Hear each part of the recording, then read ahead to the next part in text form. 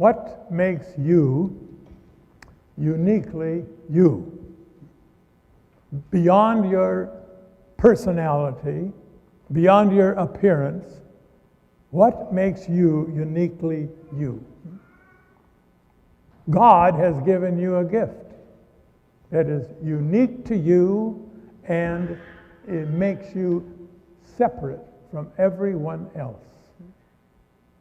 Now, it's not something that you can purchase or acquire or earn or deserve. It's not because of your color or your family or your ethnic identity. It's not based on a skill or luck or merit. It is a gift that makes you unique, a gift that gives you purpose and direction, a gift from God. Paul had it, the prophets of the Old Testament had it, and you have it. What am I talking about this morning?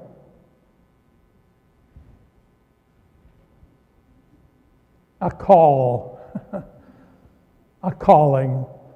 Do you realize you have a call? I believe God has a special plan, a special call for you. I believe there is a reason that you were born.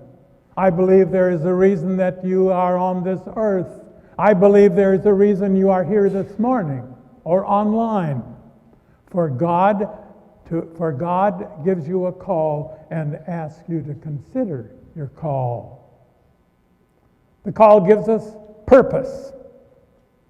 A lighthouse keeper who lived on a reef way out in the distance was once asked, don't you feel like a prisoner here? And he swiftly replied, not since I saved my first life. He had a call. He had a purpose. He knew what he was about, and his call was worthy and was worthy of him. Many people lack a sense of purpose in their lives. They're not sure where they are going. Sam Keene, theologian and writer, wrote, quote, psychological and economic depression is the result of a destination crisis, not an energy crisis. Energy follows intention. We have lost our ends, not our means. What is missing, he says, is a vision, a purpose for living, a sense of calling, unquote. Did you hear that? Energy follows intention. We get energy from our purpose. Secondly, a call gives credibility. Even Paul needed credibility, needed credentials. The scripture lesson today gives the opening section of his first letter to the church at Corinth. Now, it's not a newsy, folksy letter like, hi guys, how you doing? Because he had things to say. He had things to say to the church in Corinth because it was divisive. It was torn apart by divisiveness. They were listening to voices other than Paul. They were deviating from the gospel he had shared. So Paul had much to say. And his concern was, how should he say it? How will they listen to him? And Paul decided he needed to establish his credibility. And he started with his credentials by appealing to his authority, by reminding them of his call. 3 times in the opening verses, the word called is used. 3 times. As in essence, he was saying, listen to me, pay attention to me, because I have been called by Jesus Christ. That's my credentials. And you, he said to them, you and I are called to be saints. God's call gives you purpose, credibility, a sense of authority and certainty. And thirdly, God's call gives you a sense of worth and esteem. The culture in which we live emphasizes personal achievement.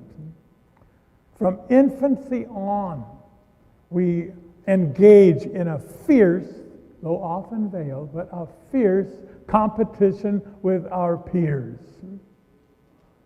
And even those who seem to succeed, even they feel insecure, with their eyes on those who are still ahead of them, rather than remembering those behind that they've passed.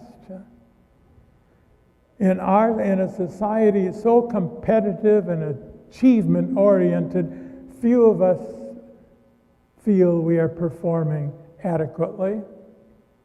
And so we become infected with a pervasive doubt about our worthiness. Today I bring you good news.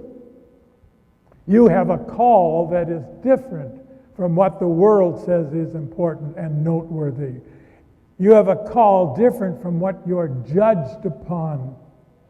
If you feel inadequate when you compare yourselves with your peers, when you compare yourselves with someone in competition, if you feel inadequate, forget it. You are not inadequate.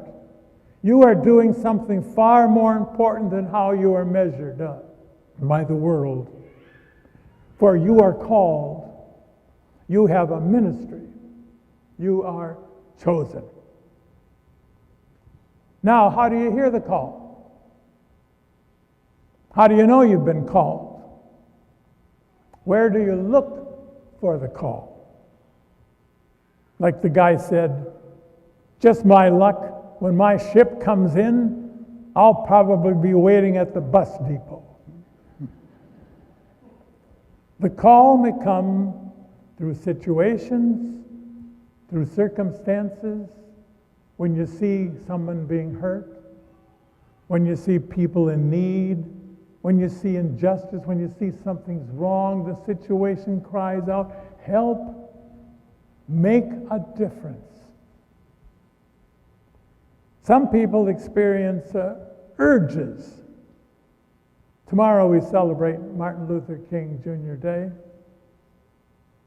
And he wrote, "My call to the ministry was not a miraculous or supernatural something. On the contrary, it was an inner urge calling me to serve humanity." An inner urge. Well, how do you recognize a call? And how do you differentiate between a call and your own agenda? Well, the author Kazantzakis conjectures. He wrote, "One day St. Francis said to his companion, Brother Leo, joy, real joy, is finding and doing God's will, God's call. For the will of God is really what we want to do deep down within ourselves.